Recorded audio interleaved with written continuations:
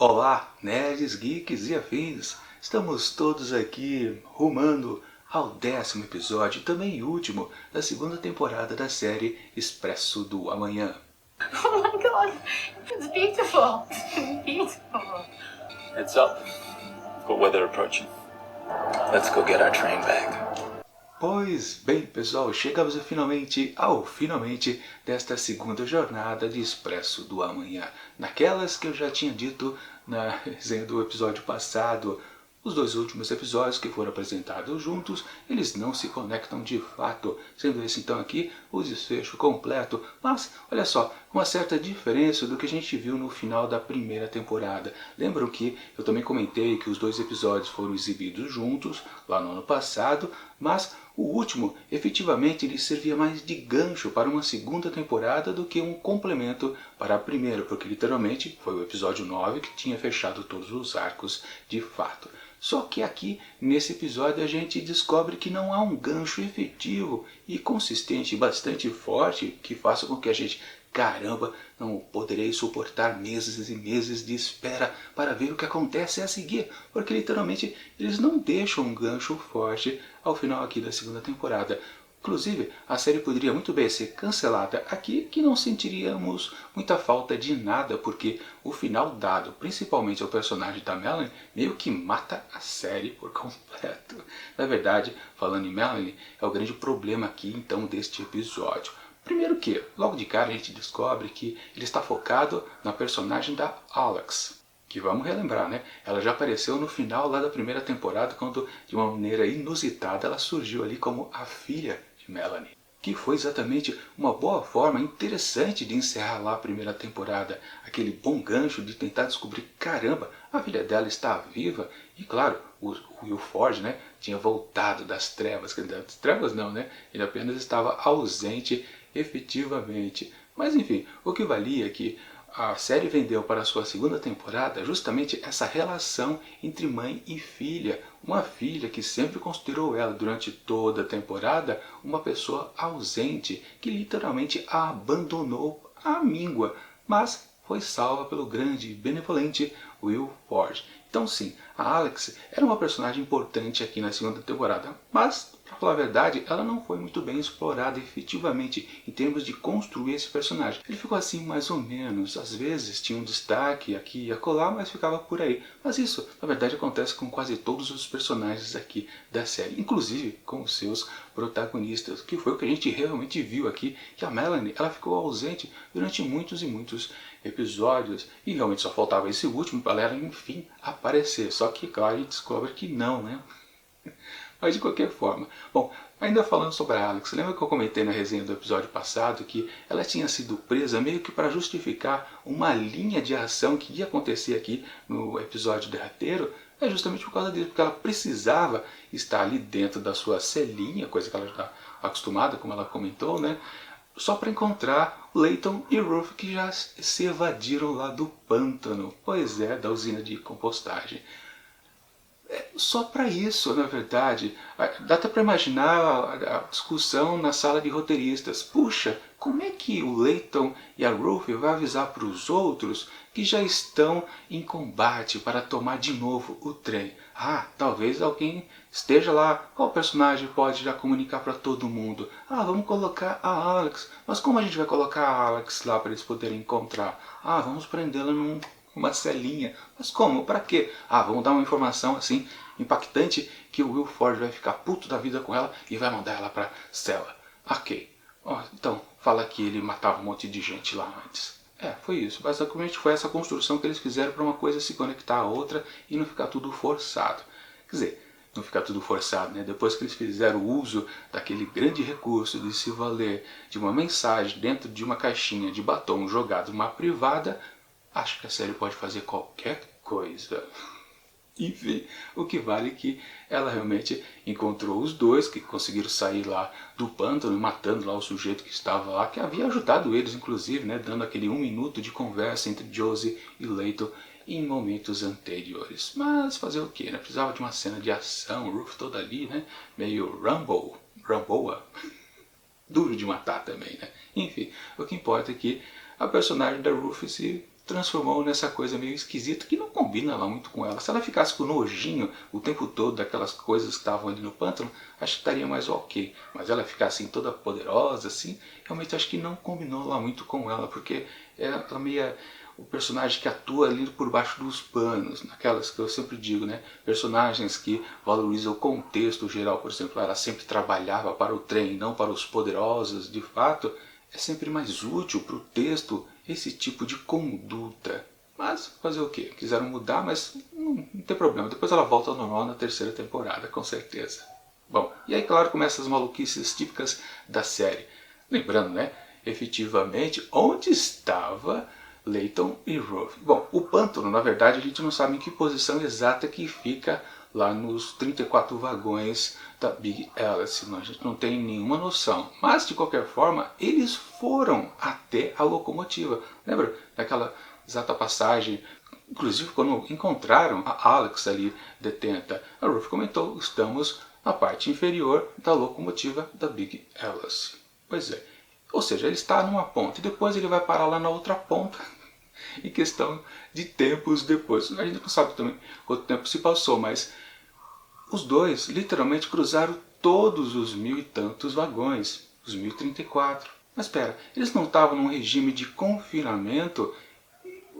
Não dá para entender como, quando é necessário para o texto deixar os personagens passearem livremente de lá para cá, não tem problema. Sempre lembrando, antigamente, no contexto anterior, quando a Melanie estava no poder, não havia, digamos assim, guardas fiscalizando o pessoal o tempo todo. Era uma ditadura, digamos assim, branda. A ditadura do Will Ford é muito mais pesada. Ele deixa espalhados os seus seguranças para lá e para cá. Ou seja, como que efetivamente eles conseguiram? Porque eles estavam dentro lá daquele baú. Mas aquele baú parou aonde? Bom, parou lá no vagão 272 ou 262, não importa. Mas isso, bom, pela numeração a gente pode dizer que está um pouquinho, talvez perto do meio do trem, sei lá. Mas onde que é esse vagão? Na verdade, eles só colocaram naquele vagão específico porque era um cenário novo para ser utilizado da série. Falaram, a gente só vai utilizar num episódio? Não, vamos utilizar então no seguinte também. Por isso que o baú onde eles estavam, era um baú de circo, né? Foi aberto justamente lá. Mas e daí? Depois que eles saem deste baú dentro daquele vagão de parque de diversão, o restante da viagem até a locomotiva do Snowpiercer eles fizeram às vistas de todo mundo. Como é que eu não toparam com nenhum segurança? É aquela coisa maluca de sempre. A série não se importa de ser crível. Ela é, do jeito que for, tá valendo. Eles consideram, claro, obviamente, que o público é burrinho. Só pode ser isso. Enfim, e ainda continuando na Alex, então ela adota aquela postura e passar a ser uma pessoa que aceita as exigências do Will Ford. Viu como ela ficou pianinho com ele? Claro, ficou aquele clima de, caramba, como é que ela está totalmente diferente, né? Ficou, principalmente lá para LJ, que ficou desconfiada. E lembra que eu falei também no episódio passado que a LJ só teve 2 oportunidades de ter alguma utilidade aqui na segunda temporada. A segunda foi justamente aqui, quando ela, mais para frente no episódio, acaba delatando justamente a Alex, naquele olhar que a mãe também fazia quando falava ao telefone para enganar todo mundo. Coisinha forçada também, mas foi para isso que preservaram esta personagem na série. Para 2 momentos fraquíssimos. Mas enfim, fazer o quê? É o que a série quer, a gente aceita. E bom, claro, também a Alex teve então a sua função narrativa aqui nesse episódio de comunicar a Jill que Layton estava assim tentando fazer uma tomada de poder mais uma vez. Só que aí depois a gente vê a Jill fazendo o que exatamente? Ela vai até o vagão da Zara e efetivamente ataca a Audrey. Pra quê? Quando a Alex sussurrou ao ouvido dela que Layton estava nativa, ela não disse todo o plano, disse? Não. Então, por que a Jill foi até a Zara, encontrou de coincidência ou não a Audrey por aí? Porque ela socou a cara dela, já amarrou, aprendeu. Efetivamente, ela já sabia que o plano da tomada de poder ia acontecer lá no vagão do aquário. Tá vendo como a série ela exagera as coisas, a gente não entende como é que tudo foi planejado? Não tinha como, tudo aquilo efetivamente já está preparado. Mesmo porque parece que eles só pensaram na ideia do aquário, literalmente, quando mais uma vez o Layton se encontrou com a Alex, que aí já estava fugindo. E ninguém estava perseguindo ela, vamos combinar também, né? Enfim, a ideia do aquário ali apareceu do nada. E depois, ainda em cima da questão de tentar separar o trem de novo. Aliás, lembram, né, no começo lá da temporada, Will Ford colocava um terror ao pessoal justamente porque ele tinha o poder de frear o Snowpiercer com a força da Big Alice. Os motores lá daquela locomotiva são muito mais potentes.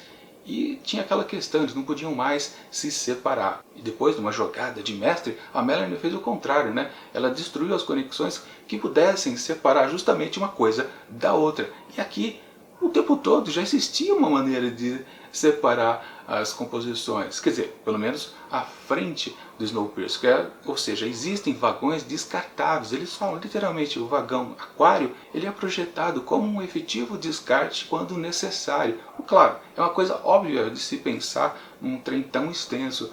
Pontos onde pudessem fazer junções e pontos de desconexões de acordo com as necessidades. Isso é meio que óbvio mesmo, mas a série nunca se valeu disso, não pensou. Aí depois, quando pensou, ficou uma coisa meio esquisita. De qualquer forma, perderam mais um cenário interessante, né?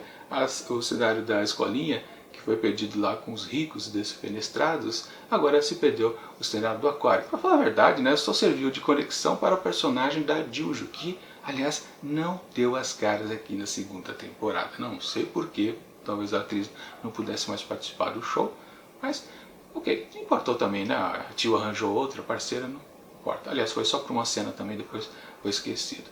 Enfim, a questão do aquário então foi super exagerada e, claro, o grande problema central é o que estava acima.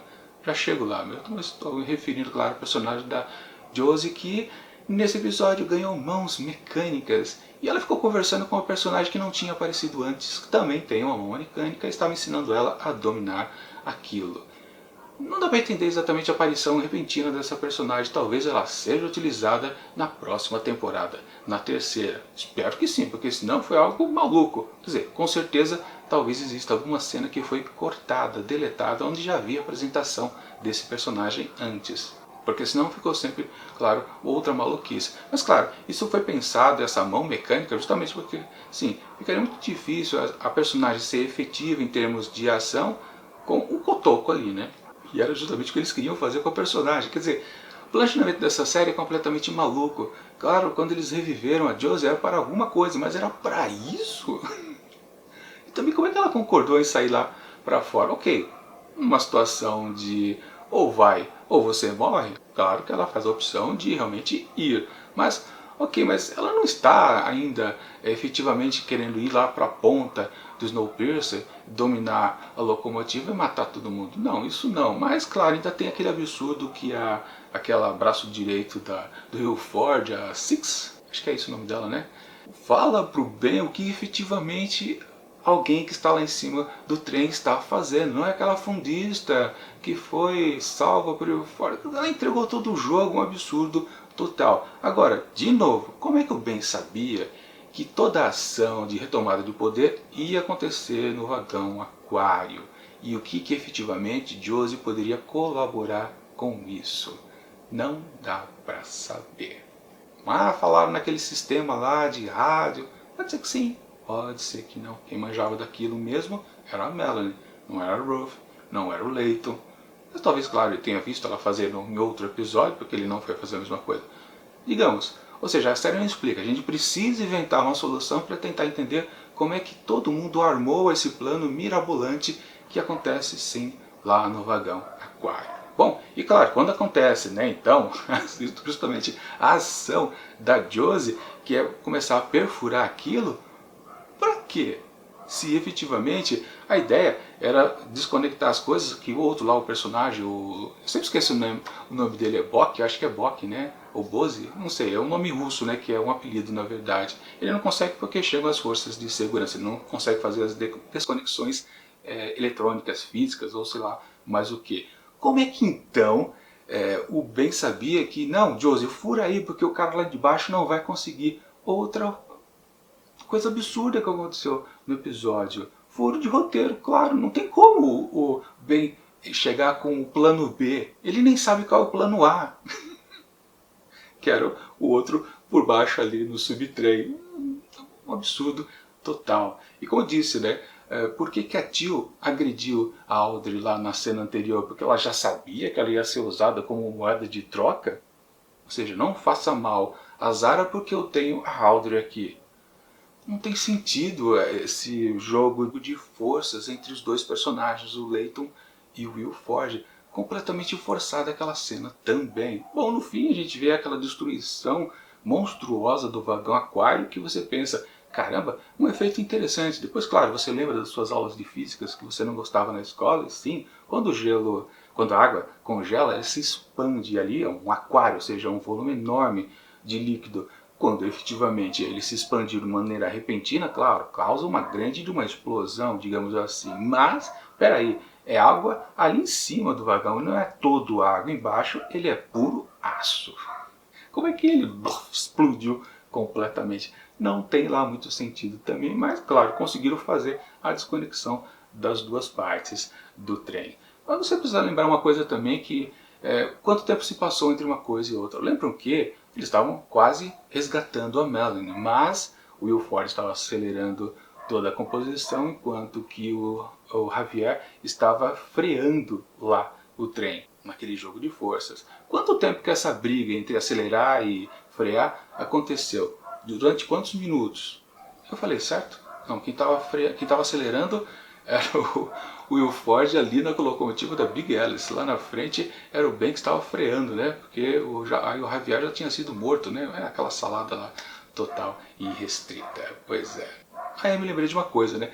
Quando a Ruth e o Layton chegaram ali, a suntuosidade da locomotiva da Big Alice, e a Ruth percebeu, né, que nossa, quanto luxo aqui, é aquela coisa que eu comentei em episódios passados, né? Como é que a série nunca pensou que se o Will Forge estivesse efetivamente dentro do trem, ele teria que ter um lugar de muita luxuosidade para viver. Tanto que, quando eles lembraram disso, eles... a locomotiva tem que ter muita coisa aqui de conforto para uma pessoa toda poderosa. Pois é, e eles esqueceram isso lá na primeira temporada. O personagem percebeu imediatamente, né? Como também, claro, qualquer espectador poderia ter percebido, mas os roteiristas não perceberam lá na primeira temporada. Enfim, o que vale? O que eu queria dizer, na verdade, é que quando os dois entram ali na cabine da locomotiva, teve 3 momentos cômicos e foi algo bastante curioso. Sendo, claro, o principal, ela fica toda maravilhada de ter encontrado lá a banheira. Aliás, a banheira foi colocada então na segunda temporada para isso, do mesmo jeito, né, que aquele cachorro foi colocado lá no comecinho também, só para justificar a morte do Javier? Pode ser que sim, pode ser que não. Enfim, a gente nunca vai descobrir. Mas enfim, o episódio praticamente só tem isso, muita ação e muita coisa forçada, muito furo de roteiro. Só que, claro, o pior de todos estava referente, claro, à grande protagonista aqui da série.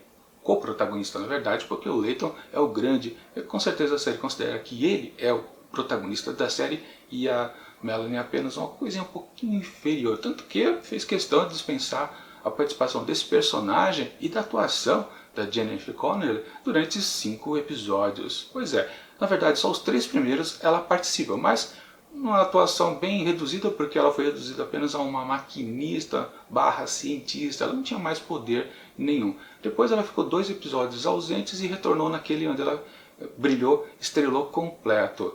Uma coisa que, claro, acho que ficou acertado com a atriz. Olha, você vai ficar meio que ausente dessa temporada, mas vamos dar um episódio todinho para você brilhar completamente. Só que você percebe como é que eles finalizam esse personagem, como eles dispensam um protagonista de uma série de maneira tão tosca. Ela não apareceu aqui. A atriz, a personagem inclusive. A personagem apareceu, mas se você reparar, são todos momentos já vistos nos episódios anteriores. Na verdade, naquele episódio solo, pois é, não tem nenhuma imagem a mais. A única informação da atriz foi aquela voz gravada, ou seja, a voz over, que nós chamamos tecnicamente. Ela não foi ao estúdio gravar com os outros atores. E claro, a gente percebe que ao final não tem o corpo da Melanie ali, congeladinho da Silva. Onde que está ela? Isso é um gancho para a terceira temporada? Espero que sim, porque senão fica pior ainda como eles se livraram desse personagem. Foi algo ridículo, para não dizer outra palavra. E pior, foi tudo uma grande pegadinha em cima de todos os espectadores. Vamos combinar, essa série aqui, claro, todo mundo quando se interessa por um produto televisivo gosta de ser os protagonistas. Efetivamente, então, a gente considera que a gente quer acompanhar as histórias do Leighton e da Melanie. Como é que eles dispensam um personagem tão importante como ela de uma forma tão, assim, fútil, para falar a verdade, sem dar o devido valor, e fazem aquele suspense tipo, o que aconteceu com Melanie desde o final do terceiro episódio, ou seja, durante os 7 seguintes, nós sempre vamos assistir semana a semana para tentar descobrir. Depois disso, tivemos 2 episódios, como disse que ela não participou. Enfim, ela apareceu. Só quando ela apareceu e solou completamente aquele episódio, aquilo foi meio que um flashback. A gente não viu a continuidade de quando ela chegou até lá. A gente viu que ela tenta chegar ao trem, mas o trem passa batido. Depois disso, todos os episódios seguintes não foi a continuidade efetivamente de quando ela vê o trem indo embora. Pois é, frustrou apenas a expectativa dos espectadores. E, literalmente, o que acontece? A gente não vê o personagem, a gente não vê a atriz, só vê a sua voz. Num discurso ali meio esquisito, tudo aquilo me pareceu quando eu estava assistindo. Caramba, é uma situação que se faz quando você está completamente de mãos amarradas por causa do falecimento do protagonista. Pois é, infelizmente, em algumas séries, os atores, as atrizes, elas morrem. E como é que você faz com o personagem? A gente não tem como terminar, porque tinha uma história toda bem bolada, intrincada, o que a gente vai fazer no final, aquele encerramento emocionante e que vai dar um belo de um gancho para a temporada seguinte, mas aí a pessoa que atua morre. O que você faz? Você inventa uma desculpinha, usa uma voz que ela já gravou aqui e acolá.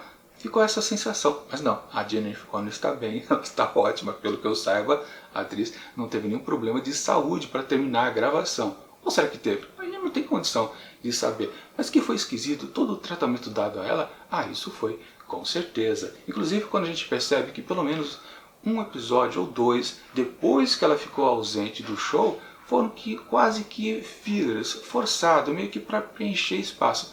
Talvez mesmo a atriz tenha tido algum problema e ela não pôde participar de 1 ou 2 episódios, e por isso que ela apenas gravou sua voz para o final.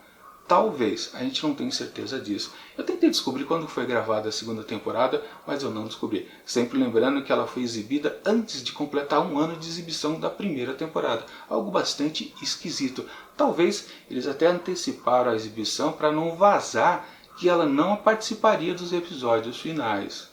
Não entendi, de fato. Mas, na verdade, vai ter uma terceira temporada e parece que ela vai sim participar.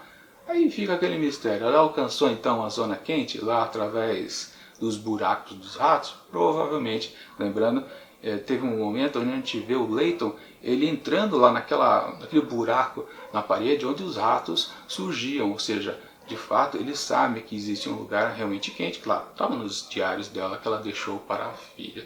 Ou seja, o episódio que fecharia aquele todo o ciclo narrativo da questão mãe e filha foi colocado de uma maneira tosca.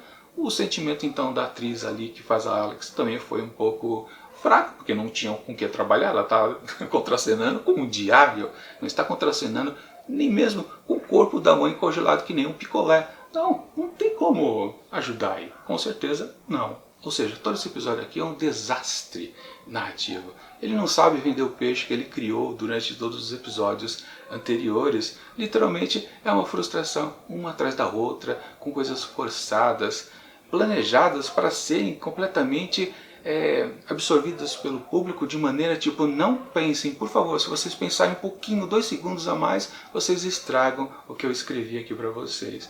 Traduzindo, esse episódio aqui realmente é um fiasco, um horror em termos de construção. Principalmente eu acho que qualquer telespectador vai ficar ofendido com o que foi apresentado, porque quem estava interessado em acompanhar o desfecho da aventura, da ação feita por Melanie, seu sacrifício, não gostaria de vê-la terminada. Não, tudo bem ela morrer, não tem problema a personagem sair. Às vezes, por exemplo, um ator, uma atriz não quer mais participar do show, tem algum desentendimento e pede para sair. Tudo bem, não tem problema. Cria-se então uma solução, às vezes mirabolante, mas aqui o jeito que foi colocado, algo teve que ser mudado no meio do caminho, com certeza. ou eles pensaram numa solução melhor, pensaram talvez, nós temos uma ideia um pouco mais interessante para a terceira temporada, então vamos mudar os planos iniciais do desfecho da linha narrativa desse personagem. Pode ter sido isso que aconteceu. Mas de qualquer forma, esse episódio aqui é tosco em todos os sentidos, em termos de estrutura, de retomada de poder, aquelas comunicações forçadas, no que fizeram com a personagem da Melanie, uma ofensa total, inclusive também com o personagem da Alex, porque era, claro, o término da coisa narrativa da relação mãe e filha. Ficou tosco. Bom, e como eu tinha dado já um asterisco para o episódio anterior, que tinha sido uma coisa também bem da fraca, o que fazer então com um episódio que é pavoroso? Bom, ele merece então, merecidamente, com méritos, sim. Esse 10º episódio, que encerra a segunda temporada da série Expresso do Amanhã, merece um rotundo 0.